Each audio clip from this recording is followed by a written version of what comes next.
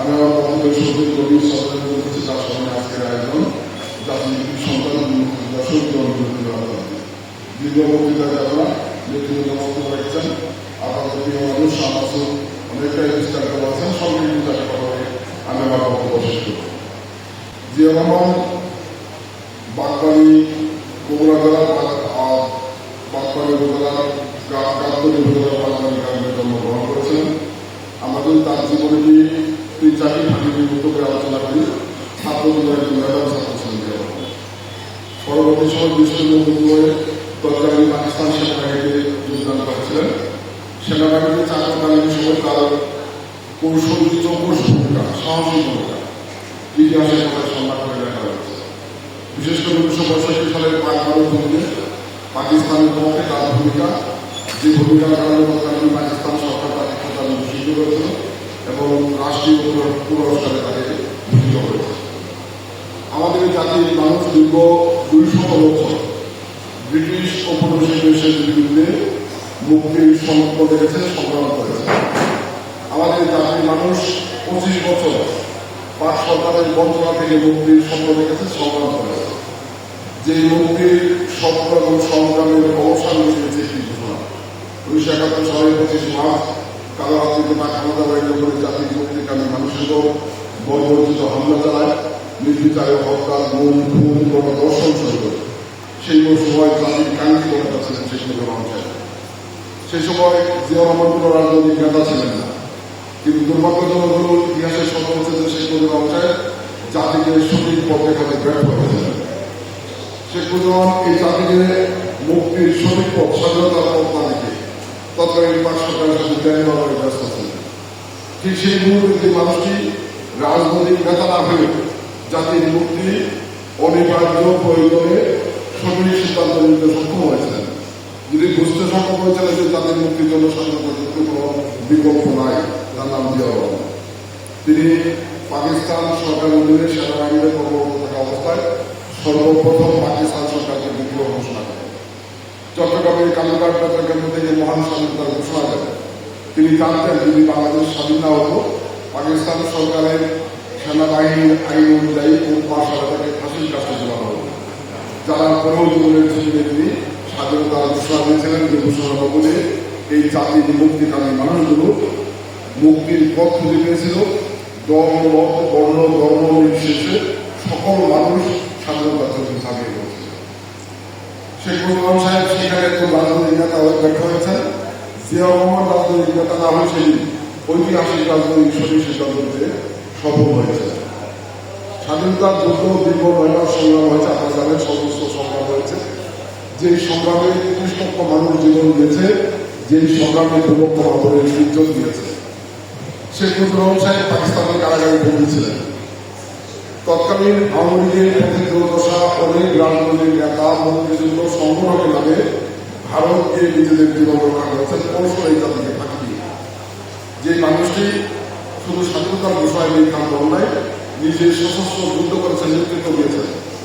আপনারা জানেন যে সেই সময় স্বাধীনতার যুদ্ধকালীন সময়ে যুদ্ধের কৌশল হিসেবে বাংলাদেশের ভূখণ্ডকে 11টি অঞ্চলে ভাগ করা হয়েছিল, যেটিকে সেক্টর বলা হয়।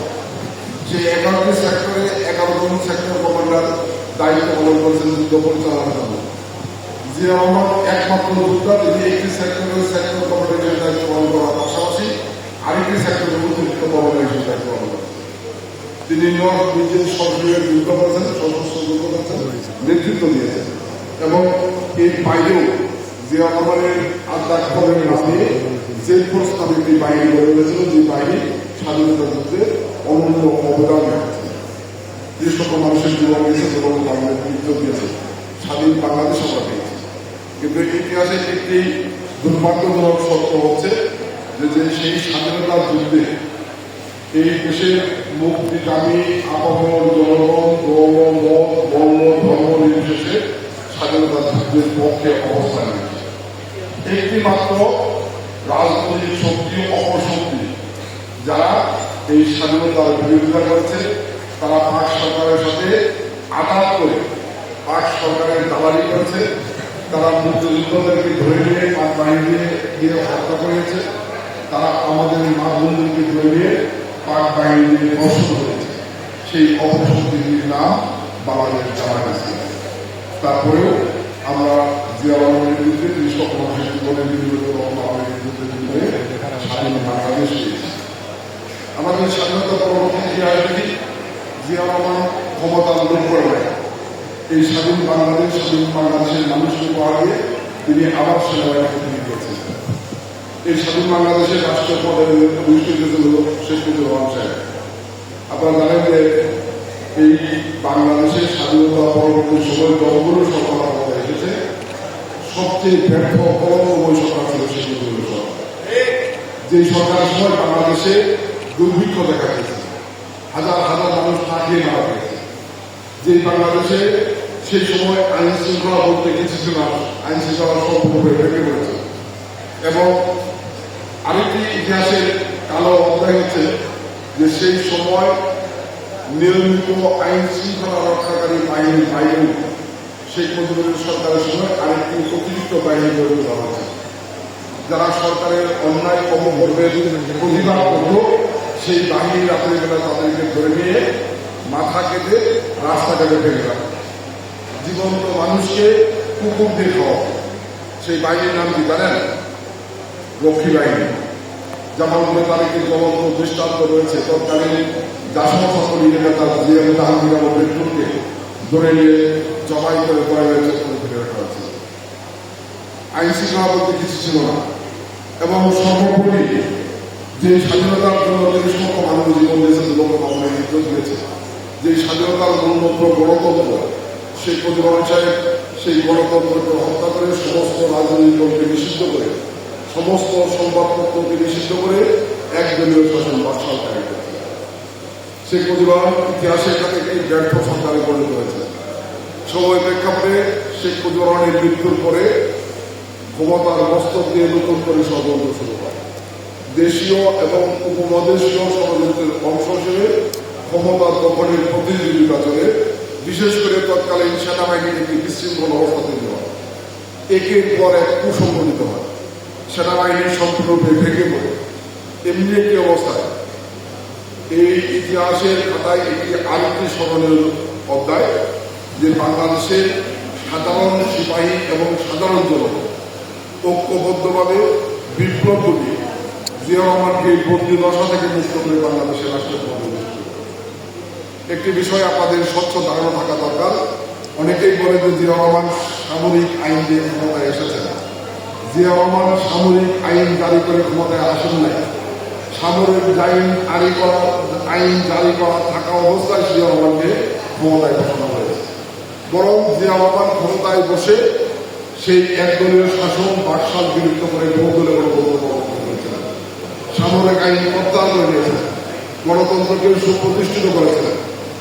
একটি দুর্ভিক্ষ পরায়ণ বাংলাদেশকে খুব অল্প সময়ের মধ্যে খাদ্যের সহায়তা সম্পন্ন করেছিলেন। তার সেই ম্যাজিক মানে রাষ্ট্র পরিচালনার যে দক্ষতা, সেই দক্ষতা ছিল। বিশেষ করে জিয়া রহমানের শাসন আমলের আগে বাংলাদেশ 1 ফসলের দেশ ছিল, বছরে একটি ফসল হতো। জিয়া রহমান বুঝতে সক্ষম হয়েছিলেন যে বাংলাদেশে যদি খাদ্যের ঘাটতি পূরণ করতে হয় তাহলে কৃষিতে আমাদেরকে বিপ্লব ঘটাতে হবে। যে কারণে সেলো মেশিন, বলের লাঙ্গল সহ কৃষিতে আধুনিক যন্ত্রপাতি এনে নিজে সশরীরে সারা দেশ ঘুরে খাল খনন করেছেন। সারা দেশের ছাত্র সমাজ সহ বিভিন্ন শ্রেণীর মানুষকে সেই খাল খননের অংশীদার করেছেন এবং আধুনিক ডিজেলে কৃষিতে একটি বিপ্লব ঘটিয়েছিলেন, যার সুবাদে অল্প সময়ের মধ্যে বাংলাদেশ খাদ্যের সফলতা অর্জন করেছিল, মানুষের দুবেলা দুটো খাওয়া নিশ্চয়তা তৈরি হয়েছিল এবং জিয়া রহমান সর্বপ্রথম বাংলাদেশ থেকে চাল বিদেশে রপ্তানি করেছেন। জিয়া রহমান রাষ্ট্রনায়ক ছিলেন, সেনাবাহিনীর প্রধান ছিলেন। যে বিষয়গুলো আজকে আলোচনা খুবই জরুরি বর্তমান বাংলাদেশের রাজনীতির প্রেক্ষাপটে জিয়া রহমানের সেই উল্লেখযোগ্য 3টি দিক আমি আমাদের সাথে তুলে ধরতে চাই। জিয়া রহমান রাষ্ট্রনায়ক হিসেবে সফল ছিলেন, একজন দূরদৃষ্টি সম্পন্ন রাষ্ট্রনায়ক ছিলেন। আজকে থেকে 45 বছর আগে জিয়া রহমানকে হত্যা করা হয়েছে।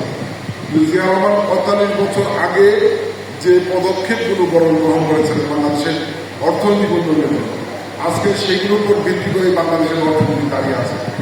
যেমন জিয়া রহমান আজকে রেমিটেন্স আমরা জানি যে রেমিটেন্স বাংলাদেশের অর্থনীতির একটি বড় অংশ জুড়ে আছে। বাংলাদেশের কয়েক লক্ষ মানুষ বিশ্বের বিভিন্ন দেশে শ্রমবাজারে শ্রমিক হিসেবে কাজ করে যে টাকা উপার্জন করছেন, সেই টাকা তাদের পরিবার পর্যন্ত রক্ষা করছে, বাংলাদেশের অর্থনীতি টিকে আছে। জিয়া রহমান সর্বপ্রথম 8,500 বেকার যুবক তরুণকে কাতার সহ বিশ্বের বিভিন্ন দেশে পাঠিয়ে যে যাত্রা শুরু করেছিলেন, যার সমাজে আজকে বাংলাদেশের লক্ষ লক্ষ যুবক তরুণরা বিশ্বের বিভিন্ন দেশে শ্রমিক হিসেবে কাজ করে। আজকে বাংলাদেশের অর্থনীতির একটি বড় অংশ জুড়ে আছে গার্মেন্টস শিল্প। যেই গার্মেন্টস শিল্পে আমাদের লক্ষ লক্ষ যুবক যুবতীরা চাকরি করে নিজেদের জীবন, ইজ্জত, আব্রু রক্ষা করছেন, পরিবারকে রক্ষা করছেন, এই বাংলাদেশের অর্থনীতিকে টিকে রাখেন। সেই গার্মেন্টস শিল্পের সর্বপ্রথম সূচনা করেছিলেন জিয়া রহমান। এবং জিয়া রহমান রাষ্ট্রনায়ক হিসেবে এই দেশের প্রতিটি পেশা শ্রেণীর মানুষকে রাষ্ট্রের ক্ষমতার অংশীদার করার উদ্যোগ গ্রহণ করেছিলেন। যার অংশ হিসেবে জিয়া রহমান তৎকালীন যুবকদেরকে, তরুণদেরকে হাঁস মুরগি পালন, গবাদি পশুর খামার, মৎস্য চাষ, বিভিন্ন প্রশিক্ষণ দিয়ে আত্মকর্মসংস্থানের সাথে সম্পৃক্ত করেছিলেন।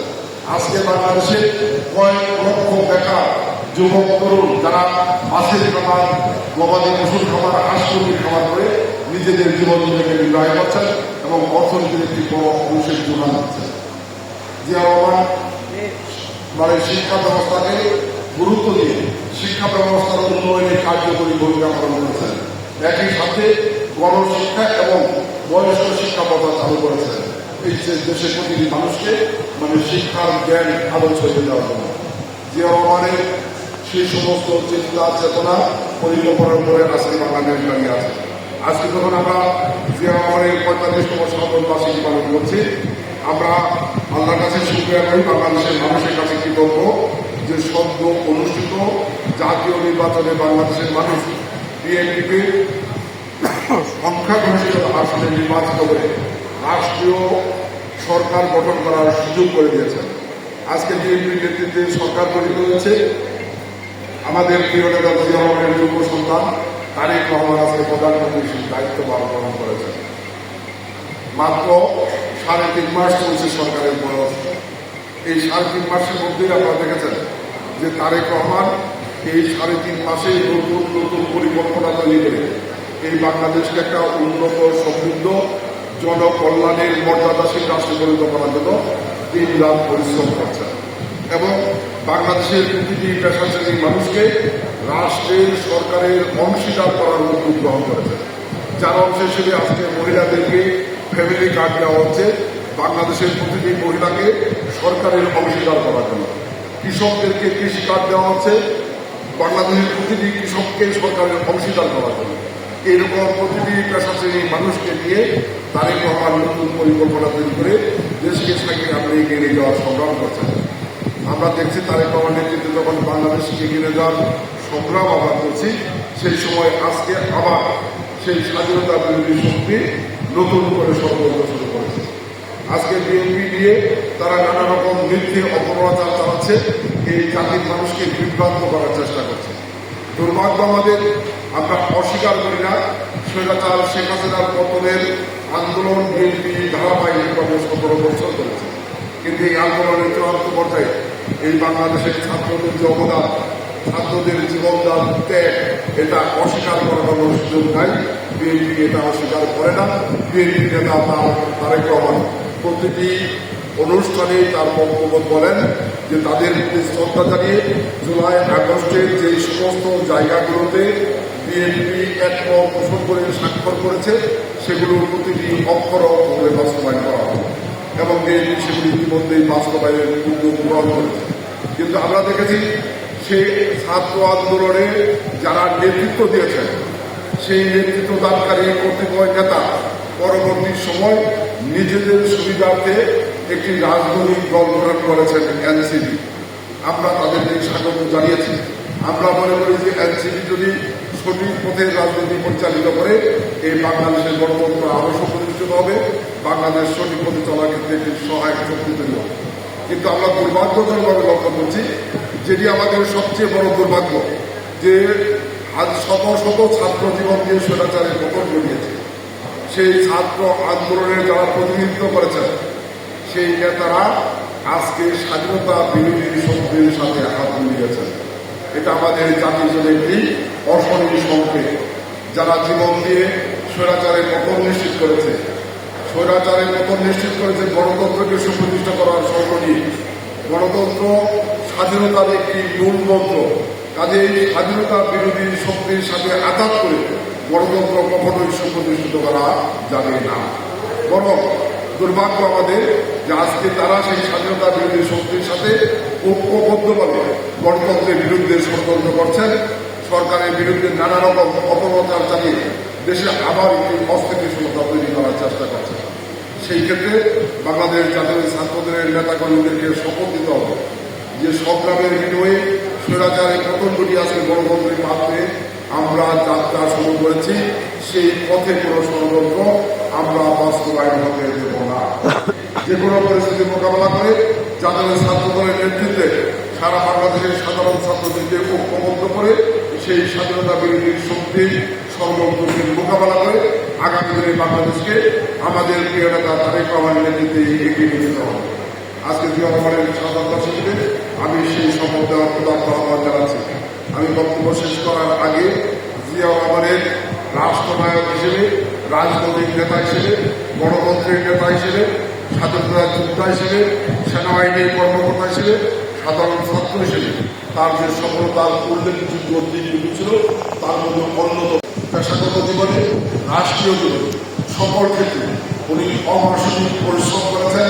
আমরা দেখেছেন জিয়া রহমান সশরীরে সারা দেশ ঘুরে বেড়েছেন, খাল খনন করেছেন, কৃষকদের সাথে মিলেছেন, শ্রমিকদের সাথে মিশেছেন। তার এই অসম্ভব পথ চলার কারণে উনি মানুষের কাছে জনপ্রিয় এবং সফল নেতা হিসেবে প্রতিষ্ঠিত হয়েছেন। ওনার আরেকটি উল্লেখযোগ্য দিক হচ্ছে সততা। অসততা ওনাকে বিন্দুমাত্র ছুঁতে পারে নাই। একজন মানুষ সেনাবাহিনী প্রধান থাকার পরে, একজন মানুষ রাষ্ট্রপতি থাকার পরে উনি যখন শহীদ হয়েছেন তখন একটি বাংলা শহীদকে ছাড়া আর কিছুই পাওয়া যায়নি। বাংলাদেশের রাজনীতির ইতিহাসে এটি একটি অনন্য দৃষ্টান্ত। আমরা যারা রাজনীতি করতে চাই, রাজনীতিতে সুপ্রতিষ্ঠিত হতে চাই, আমার বিশ্বাস জিয়া রহমানের সেই উল্লেখযোগ্য গুণের দিকগুলো আমাদের অনুসরণ করা প্রয়োজন বলে আমি মনে করি, বিশ্বাস করি। আমি ছাত্রদলের বিরুদ্ধে আহ্বান জানাই। আমরা কিছুটা দুর্ভাগ্যজনকভাবে লক্ষ্য করছি যে সরকারের বয়স কত 3 মাস 3.5 মাস, এখনই অনেকে কি পেলাম কি পেলাম না এই আলোচনা নিয়ে আমরা সময় কাটাচ্ছি। আমি আপনাদেরকে জিয়া রহমানের একটি অমর বাণী আপনারা জানেন যে জিয়া রহমান দিয়ে গিয়েছিলেন, এটা আজীবন তাদের একটি অমর বাণী হয়ে থাকবে যে ব্যক্তির চেয়ে বড়, দলের চেয়ে বড়। আজকে যারা আমরা রাজনীতি করি আমাদের ব্যক্তিগত চাওয়া পাওয়া চেয়ে দলের স্বার্থকে দেখতে হবে, দলের স্বার্থের চেয়ে বড় করে এই দেশের স্বার্থকে দেখতে হবে। গত 17 বছর এই দেশের মানুষ ফ্যাসিস্টের বিরুদ্ধে সংগ্রাম করেছে। 17 বছর করে বিএনপি নেতা তারেক রহমানের নেতৃত্বে যখন বিএনপি সরকার গঠন করেছে, সংগত কারণে এই দেশের মানুষের প্রত্যাশা তারেক রহমানের প্রতি, বিএনপির সরকারের প্রতি, বিএনপির দলের প্রতি অনেক অনেক বেশি। আমরা সেই জনগণের প্রত্যাশা যদি পূরণ করতে চাই তাহলে আমাদের ব্যক্তিগত চাওয়া পাওয়া লোক লালসা থেকে সরে এসে দেশের সাথে, দলের সাথে, জনগণের সাথে কাজ করতে হবে। জাতীয় ছাত্রদল আগামী দিনে সেই পথে পথ চলবে এবং জাতীয় ছাত্রদল আগামী দিনে আরও সুসংগঠিত হয়ে সাধারণ ছাত্রদেরকে নিয়ে যে কোনো ষড়যন্ত্র মোকাবেলা করে অপশক্তির বিরুদ্ধে আমরা তারেক রহমানের নেতৃত্বে এই দেশকে সামনে এগিয়ে যাব। আজকে সেই শপথ প্রমাণ দিলে জাতীয় ছাত্রদল আজকের আয়োজন করা যাবে এবং এই আয়োজন যারা শহীদ হয়েছে, যারা বিএনপির পক্ষ থেকে, বিএনপি জাতীয় নির্বাহী কমিটির পক্ষ থেকে এবং 17 আসনের নির্বাচিত সংসদ সদস্য হিসেবে আপনাদের সকলের প্রতি ধন্যবাদ কৃতজ্ঞতা জ্ঞাপন করে আমি আমার বক্তব্য শেষ করছি।